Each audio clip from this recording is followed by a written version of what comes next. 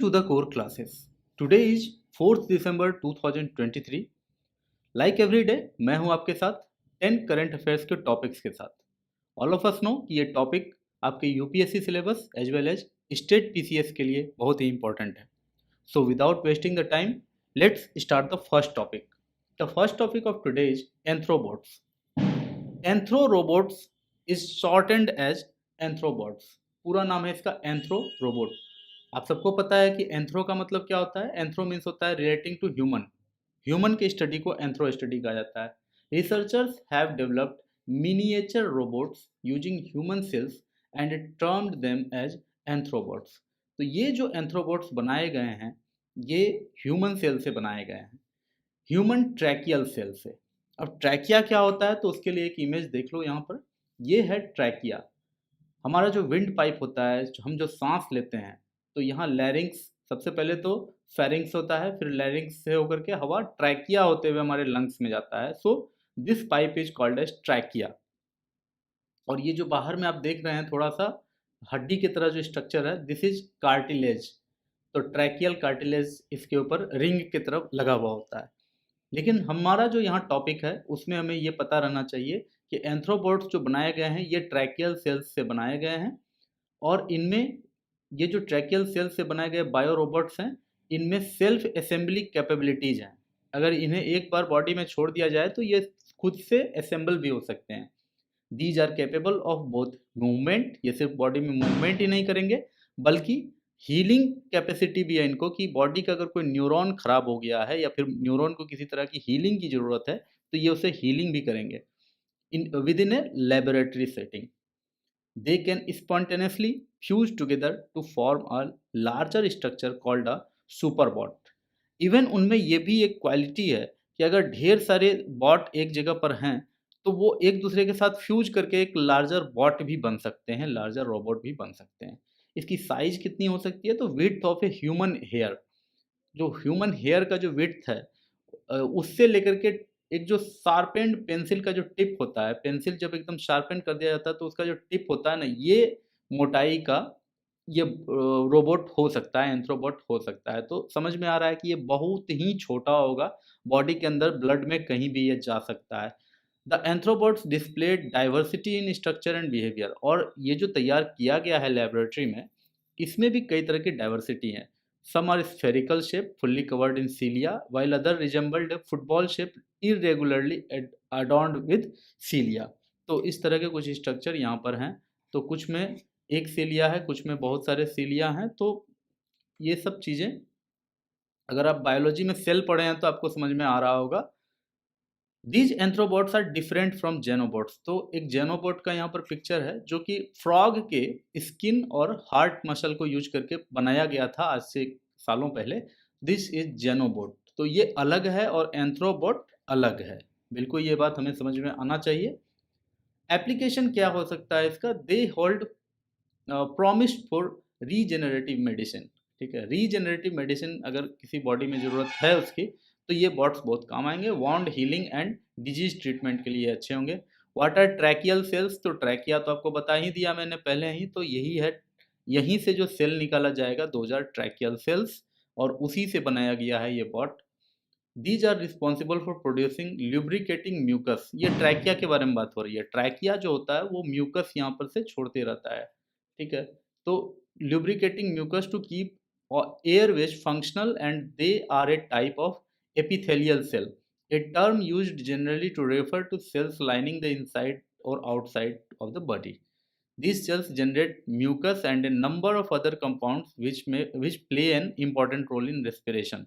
That's why इस cell का use हुआ है, बिकॉज ये सेल में ये पावर होता है कि वो खुद से म्यूकस रीजनरेट कर सकता है. और इसी खूबी को देखते हुए इस सेल का इस्तेमाल किया गया है एंथ्रोबॉट बनाने में. I hope that topic is clear now. Let's come to the next topic. Voice over 5G. Reports indicate Reliance Jio, India's largest mobile carrier, ठीक है, इंडिया का तो सबसे बड़ा अभी रिलायंस जियो ही है, has been testing voice over new radio VONR behind the scenes. तो रिलायंस जियो अभी क्या उसका प्लानिंग है कि आने वाले टाइम में वो जो भी अपना कॉलिंग फैसिलिटी होगा वो 5G पर स्विच करने वाला है. VO 5G भी इसे कहा जाता है और इसे वॉइस ओवर न्यू रेडियो यानी कि VONR भी इसे कहा जाता है। ये इंडियन एक्सप्रेस का एक स्क्रीनशॉट आपके लिए यहाँ लाया हूँ। This standard so always this standard always चलो sorry this standard allows voice calls over 5G network instead of the current standard that uses 4G। वही मैं अभी बता रहा था कि अभी जो जियो का जो फ़ोन आप यूज करते हैं तो उसमें 4G नेटवर्क के द्वारा वो जो कॉलिंग फैसिलिटी है वो अवेलेबल कराता है, उसे वो 5G पर शिफ्ट करने वाला है। और ऐसा कहा जाता है कि टाइम का भी नीड यही है, ठीक है। You need three things, a phone that support VO5G, a carrier that offers VO5G and a 5G signal in your area. ये तीन चीज़ अगर है तो 5G नेटवर्क से आपका कॉलिंग फैसिलिटी ओके हो जाएगा।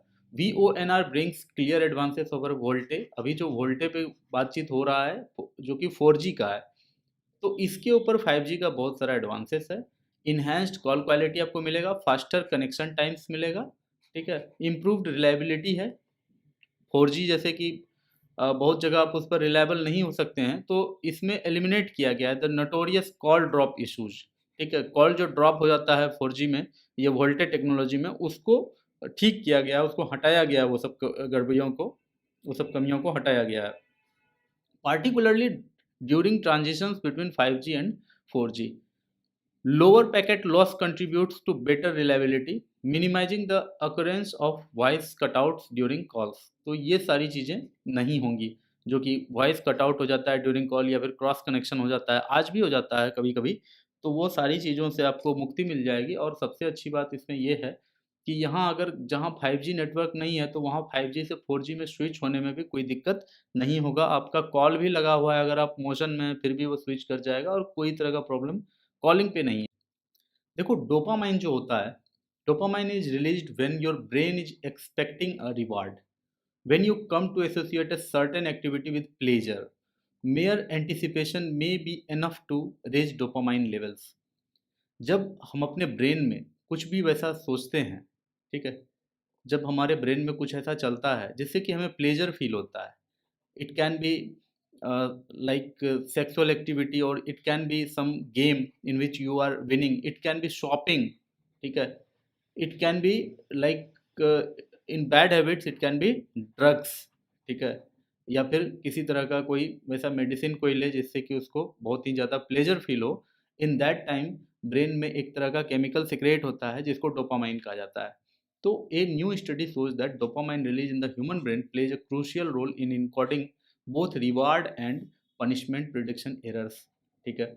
तो हमारा ब्रेन जो है वो एक डोपामाइन लेवल से बहुत कुछ को रिकॉर्ड करता है। अगर डोपामाइन बहुत ज़्यादा रिलीज हो रहा है तो हमारा ब्रेन उस चीज़ को, जिस चीज़ के कारण, जिस एक्टिविटी के कारण वो इंक्रीज हुआ है डोपामाइन लेवल, तो उसका एक रिकॉर्ड रखना शुरू कर देता है। Dysfunction of the dopamine system has been implicated in different nervous system disease. अगर किसी का डोपामाइन रिलीज नहीं हो रहा है दैट मीन्स उसे कोई डिजीज है। हाई और low dopamine levels are associated with diseases including Parkinson's disease, restless leg syndrome and attention deficit hyperactivity disorder. तो ये सब बीमारी है जिसमें कि डोपामाइन का लेवल कम या ज़्यादा हो सकता है। डोपामाइन एक्चुअली है क्या? ये न्यूरो ट्रांसमीटर है, ब्रेन में ये ट्रांसमिट होता है, that means neuro transmitter. It is a chemical messenger that helps in the transmission of signals in the brain and other vital areas. It is found in human as well as animals, चाहे वो vertebrates है चाहे वो invertebrates है, सब में dopamine release होता है। It plays a role as a reward centre, ठीक है। अगर ब्रेन में, अगर बॉडी के किसी भी एक्टिविटी के कारण ब्रेन में डोपामाइन रिलीज हुआ तो ब्रेन उसे एक रिवार्ड की तरह लेता है। ब्रेन अपने कहीं ना कहीं डाटा में ये रिकॉर्ड करता है कि उस एक्टिविटी को एक रिवार्ड समझा जाएगा, बॉडी के लिए एक रिवार्ड है। और अगर डोपामाइन रिलीज नहीं हुआ या डोपामाइन था वो अचानक से उसका आना बंद हो गया किसी एक्टिविटी से, तो उसे पनिशमेंट की तरह हमारा ब्रेन एक, समझ लो कि एक डाटा बना करके उसका रख लेता है। So this is the new study कि डोपामाइन से क्या होता है। डोपामाइन से हमें तो प्लेजर फील होता है, लेकिन हमारा ब्रेन उसके हिसाब से एक अलग डाटा भी क्रिएट करके रखना शुरू कर देता है। Where is dopamine produced? तो neurons in the region at the base of the brain produce dopamine in a two-step process. First, the amino acid triosine is converted into another amino acid called L-dopa. तो amino acid triosine another amino acid में change होता है, that is called L dopa, then L dopa undergoes another change as enzymes turn into dopamine. तो इस तरह से चलता है ये। In other parts of the body dopamine act as a type of hormone called catecholamine. ठीक है, catecholamine. Catecholamines are made in the adrenal glands. Adrenal glands कहाँ होता है? तो किडनी के ठीक ऊपर होता है बाबू। ठीक है, किडनी में लगा हुआ ऊपर में ये एड्रीनल ग्लैंड्स होता है, इससे बहुत सारा हार्मोन निकलता है, स्मॉल हार्मोन प्रोडक्शन यहाँ से होता है। ठीक है, यही एड्रीनल ग्लैंड है जिसके कारण तुम्हें गुस्सा आता है, तुम्हें डर लगता है। इसको ट्रिपल एफ हार्मोन भी, ट्रिपल एफ ग्लैंड भी कहा जाता है। इसी के कारण आपको फियर आता है, इसी के कारण आप फाइट करते हैं, इसी के कारण आप फ्लाइट करते हैं, भाग जाते हैं। तो एड्रिनल हार्मोन से, एड्रिनल ग्लैंड से ही इस तरह का हार्मोन वहाँ से सिक्रेट होता है। तो वहीं से कैटाकोलामाइंस भी सिक्रेट होता है, those are a kind of dopamine. ठीक है, तो प्लेजर वहाँ से भी कभी कभी फील होता है हम लोगों को। There are three main catecholamines: dopamine, epinephrine and norepinephrine. These hormones get released into the bloodstream when the body is physically or mentally stressed. They cause biochemical changes that activate the so-called fight or flight response. मैंने अभी कहा था, ये adrenal gland के concerning ये बात कही थी मैंने। That's the body's neutral reaction to real और perceived stress. What are neurotransmitters? तो ये केमिकल मैसेंजर्स है that your body can't function without. ये ऐसे केमिकल मैसेंजर्स हैं, ऐसे केमिकल हैं जो मैसेज कैरी करते हैं अपने साथ, इलेक्ट्रो मैसेज कैरी करते हैं, जिसके बिना बॉडी काम ही नहीं कर सकता है। आपका हाथ अगर किसी आइस को टच कर रहा है तो जो एक इंफॉर्मेशन है आपके स्किन से ब्रेन तक, वो भी न्यूरोट्रांसमीटर के द्वारा आता है। और फिर ब्रेन जो अपना एक इंफॉर्मेशन भेजता है कि ठीक है हाथ को लगाए रखो या हाथ वहाँ से हटा लो, those are also carried through the neurotransmitters. Their job is to carry chemical signals from one neuron to the next target cell. Next target cell can be other nerve cell, a muscle cell और a gland. और ये मैत्री add क्यूब, ये एड word यहीं से समझ लेना। फर्स्ट एड जानते हैं ना, सब लोग जानते हैं फर्स्ट एड। जब भी कभी हमें चोट लग जाता है तो फर्स्ट एड चाहिए।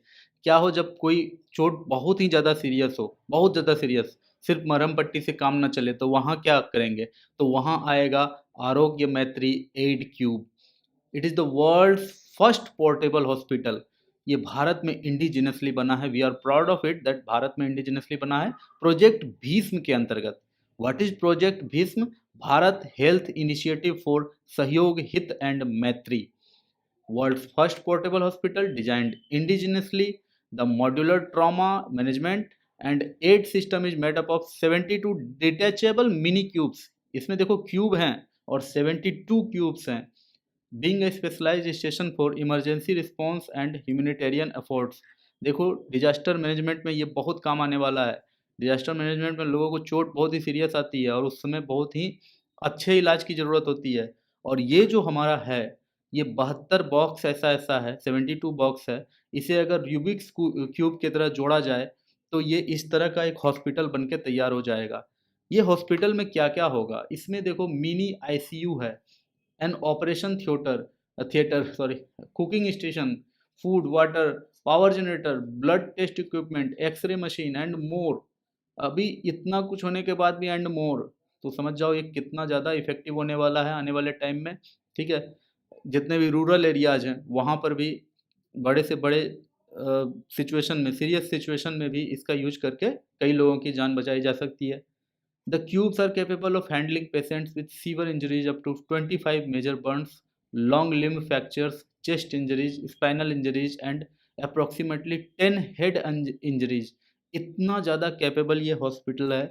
ये गुरुग्राम में इसे अनवील किया गया है और प्रोजेक्ट भीष्म के तहत इसे बनाया गया है। It can treat as many as 200 patient को ये ट्रीट कर सकता है। अपने आप में ये बहुत बड़ी बात है। These cubes are light and portable and can be rapidly deployed anywhere. अगर 72 ये ड्रोन, अगर 72 ड्रोन हम उड़ा लें और 72 क्यूब को ये कैरी करके लेके चले जाए और वहाँ पर जो रिमोट एरिया है वहाँ जाकर इसे रूबिक्स क्यूब की तरफ फिर से असेंबल कर लिया जाए, तो वहाँ एक बहुत ही अच्छा सा हॉस्पिटल बन के तुरंत तैयार हो जाएगा। So this is a marvellous thing. I think state of the art कहूँ तो कम नहीं है। सो डिजाइन, कंसिस्ट ऑफ 72 क्यूब्स। ठीक है, इसको देख लेना, मैंने कह दिया है, अच्छा खासा बात मैंने कह दिया है कि 72 क्यूब्स है, 36 accommodating 36 mini cubes. There are two master cubes designed to be interconnected, allowing them to accommodate with a maximum of 200 survivors. तो ये सारी बातें हमारी हो गई है। अब बात करते हैं leadership group for industry transition, lead IT 2.0। Recently India and Sweden launched leadership group for industry transition, lead IT 2.0, during the COP28 world climate action summit hosted in Dubai. देखो दुबई में ये जो हो रहा है अपने आप में बड़ा ही गजब का बात है कि दुनिया में सबसे ज़्यादा तो नहीं, दुनिया में वो देश जो तेल बेच करके ही अपना भरण पोषण करता है, ठीक है, वो होस्ट कर रहा है COP28 को। तो अपने आप में बहुत ही गजब की बात है, वर्ल्ड क्लाइमेट एक्शन समिट कर रहा है, वो होस्ट कर रहा है। और उस पे भी जब बीबीसी ने हाल ही में अपना एक रिपोर्ट में ये अनवील किया था कि दुबई में यूएई जो है वो दुबई में सिर्फ इसलिए करा रहा है ताकि ज़्यादा से ज़्यादा लोगों को वो अपने यहाँ बुलाकर तेल अपना वो बेच सके। तो खैर वो जाने दो। और सबसे मज़े की बात इसमें यह है कि दुनिया में सबसे ज़्यादा एमिशन करने वाले अमेरिका और चाइना ही इसमें शामिल नहीं हुए हैं। खैर वो सब जाने दो, हमें यहाँ पर क्या देखना है, leadership group for industry transition, lead IT 2.0। Since its inception in 2019, India और स्वीडन ने इसे लॉन्च किया था। तो since its inception in 2019, lead IT has grown into a collaborative effort involving 18 countries and 20 industry leading companies. Lead IT initiative initially centered around pivotal sectors such as iron, steel, cement and aluminum, focused on industry transition and knowledge sharing। ये industry transition की बात क्या हो रही है कि देखो industry में बहुत सारा हम ट्रेडिशनल फ्यूल यूज करते हैं, तो उसमें हम जो ऐसा फ्यूल यूज करें जो इन्वायरमेंट फ्रेंडली हो, ठीक है, तो उस तरफ हम ट्रांजिशन करें, या फिर कुछ ऐसे प्रोसीजर्स को अपनाएं जिसके द्वारा कि इन्वायरमेंट कम से कम गंदा हो, ज़्यादा से ज़्यादा चीज़ों का रिसाइकल हो सके। तो ये जो ट्रांजिशन करने की बात है इसी को हमने नाम दिया है lead IT 2.0। Lead IT has played a pivotal role in accelerating the adoption of low carbon technologies aligning with global environment goals. तो ये सारी बातें हैं। The core areas of lead IT 2.0 inclusive and just industry transition. ठीक है, तो industry transition ऐसा हो जो नेचर के लिए जस्ट हो, इन्वायरमेंट के लिए जस्ट हो, जस्टिस हो सके इन्वायरमेंट के साथ, ठीक है, not only efficient but also equitable, promoting fairness and inclusivity in the process. Low carbon technology development and transfer, placing renewed emphasis on the development and seamless transfer of low carbon technologies crucial for achieving sustainable practices across industries. Emerging economy technology transfer, facilitating the expedited transfer of innovative solution to emerging economies। तो ये सारी चीज़ें हैं, इसे एक बार pause करके ठीक से देख लेना। डी विंटॉन्स गोल्डन मोल। मोल का मतलब क्या होता है, हिंदी में बड़ा ही गजब का वर्ड होता है, ठीक है, ये है मोल, छुछुंदर, ठीक है। तो ये एक ऐसा मोल है जो साउथ अफ्रीका में एंडेमिक हो चुका था, ठीक है, इसे लास्ट 1937 में देखा गया था और उसे फिर से अभी हाल ही में देखा गया है, has been found alive swimming through sand dunes in South Africa after an extensive search for the elusive species। बहुत खोजने के बाद ये तैरता हुआ पाया गया, शायद वही पिक्चर भी लिया गया है। It is an elusive blind mole that swims through sand. ये बालुओं में तैर सकता है, मतलब ऐसा मूवमेंट करता है कि देख के लगता है कि ये तैर रहा है। Lives in inaccessible burrows and has a shimmering iridescent coat, ठीक है। साइंटिफिक नेम इसका क्या है, तो क्रिप्टोक्लोरिस विंटोनी, क्रिप्टोक्लोरिस विंटोनी। डिस्ट्रीब्यूशन इसका तो एंडेमिक टू साउथ अफ्रीका। और इसके बारे में अगर साइट्स की बात करें, ओके, IUCN की बात करें तो IUCN ने इसे क्रिटिकली इंडेंजर्ड करके लिस्ट करके रखा हुआ है। It is currently the only golden mole species with that classification.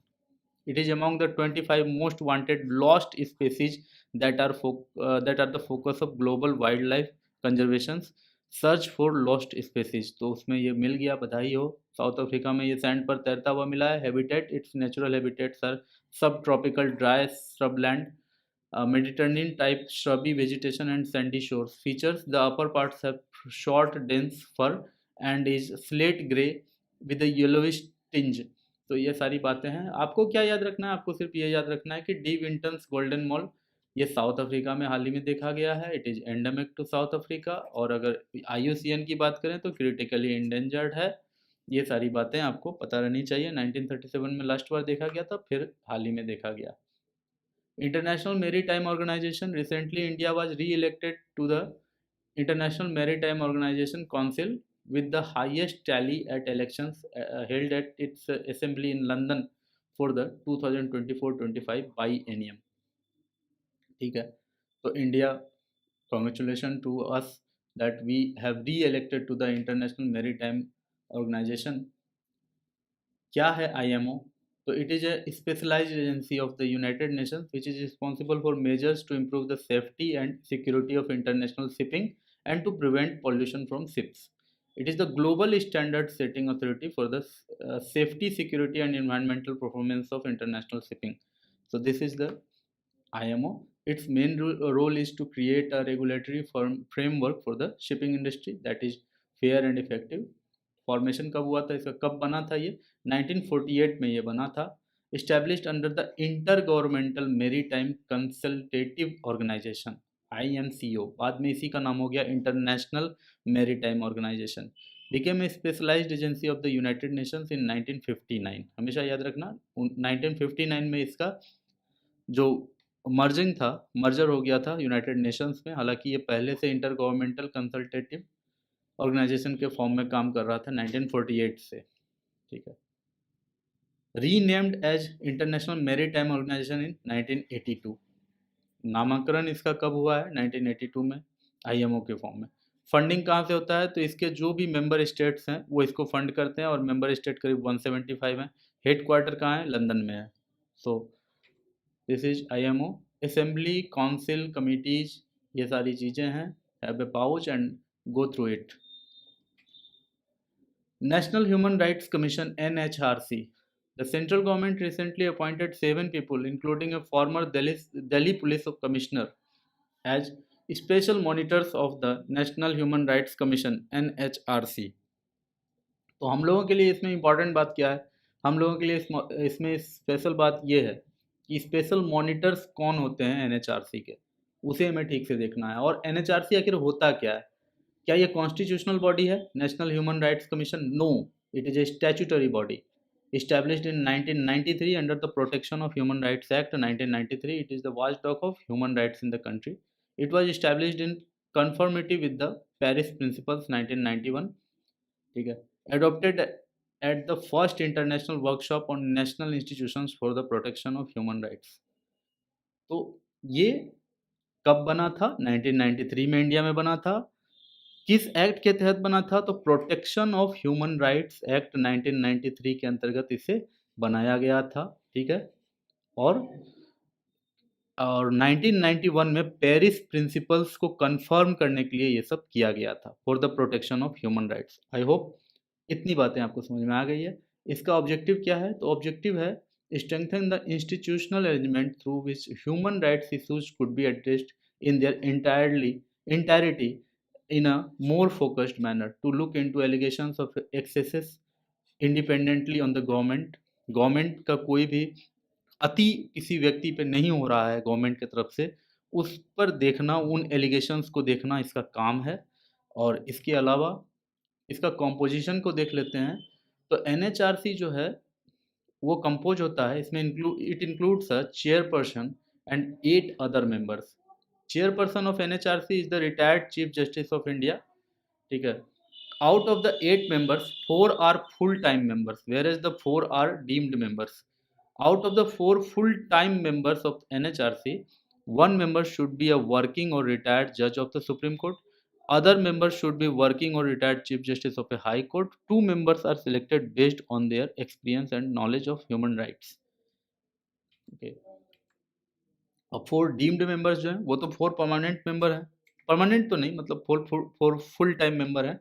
इसके अलावा 4 डीम्ड मेंबर्स जो हैं are chairpersons of the National Commission for Minorities, National Commission for Scheduled Caste, National Commission for Scheduled Tribes and National Commission for Women. ये 4 commission है women, scheduled tribe, ठीक है, scheduled caste, minorities, ये चारों के जो ये चारों नेशनल कमीशन के जो चेयरपर्सन होंगे वो एनएचआरसी के 4 डीम्ड मेंबर्स माने जाएंगे।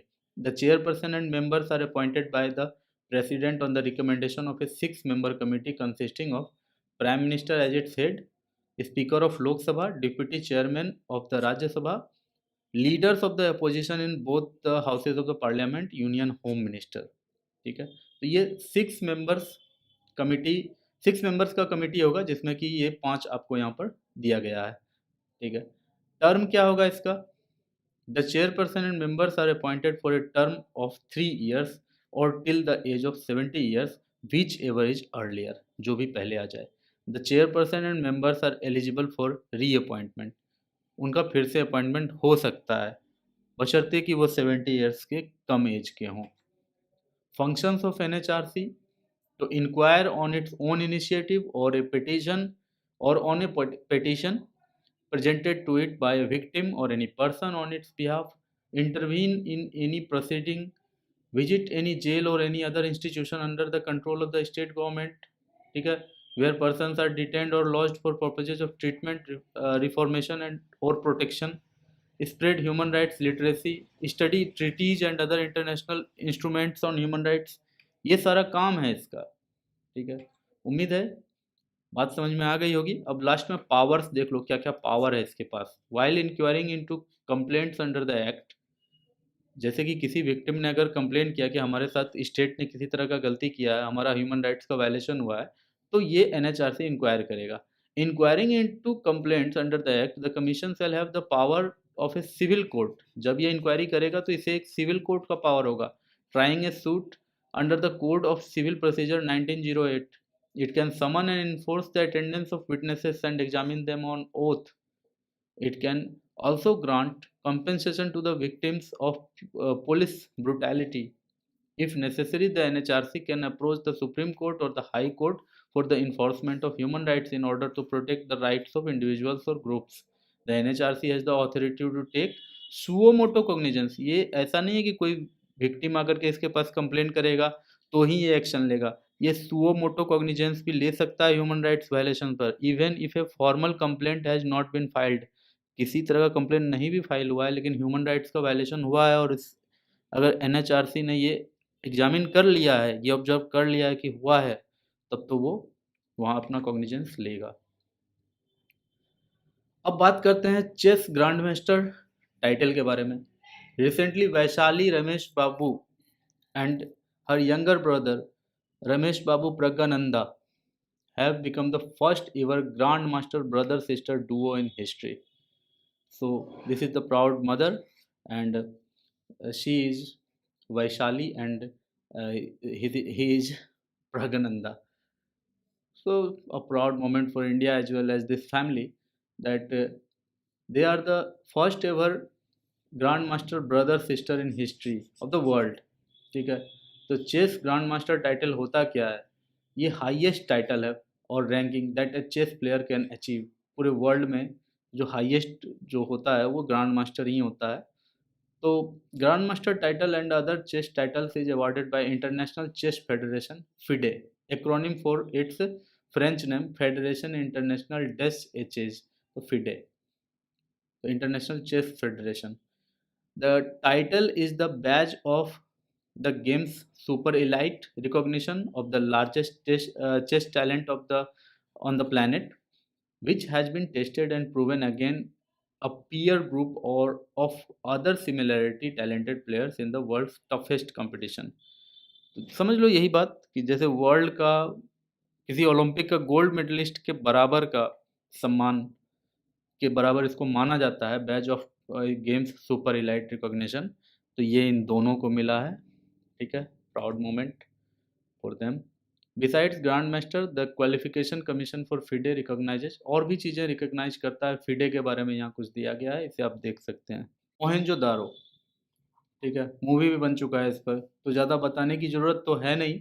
मोहेंजोदारो का मीनिंग होता है माउंड ऑफ डेड, हिंदी में कहे तो मृतकों का टेला। An ancient Indus Valley civilization city that flourished between 2600 to 1900 BCE अभी ये पाकिस्तान के सिंध प्रोविंस में स्थित है, lie in Pakistan Sindh province on the bank of Indus river. इसकी डिस्कवरी हुई थी 1922 में। आर डी बनर्जी ने इसको डिस्कवर किया था। R D Banerjee was an officer of archaeological survey of India. ठीक है, और भी इसकी बहुत सारी विशेषताएं, स्पेसिफिकेशंस, फीचर्स यहाँ दिया गया है। It was built around the same time as the great pyramids of Egypt. The ruins were designated a UNESCO World Heritage Site in 1980। ये सारी बातें हैं इसमें। City included 900 square foot great path and 700 wells. ये question कई बार आ चुका है कि ग्रेट पाथ कहाँ पाया गया था। तो great path is the ultimate specification of Mohenjodaro. These were part of a water system that enabled homes to have their own bath and toilets. Mohenjo-daro, like its contemporary Kalibangan and Harappa, was also divided into two parts: the citadel and the lower town. Lower town जिसमें आम लोग रहा करते होंगे, and the citadel was somewhat upper part of the town in which some administrative setup could have been there. Before going, I want to say you something. अगर आप इस session को थोड़ा सा भी लाइक करते हैं, then please tap the button like and comment and share and subscribe the channel. I can't explain in words that how much it cost for me. मुझे कितनी ज़्यादा इससे जो एनर्जी मिलता है या इंस्पिरेशन मिलता है आपके कमेंट से, I can't tell it in word. So thank you so much. मिलते हैं नेक्स्ट सेशन में। Till then, good bye.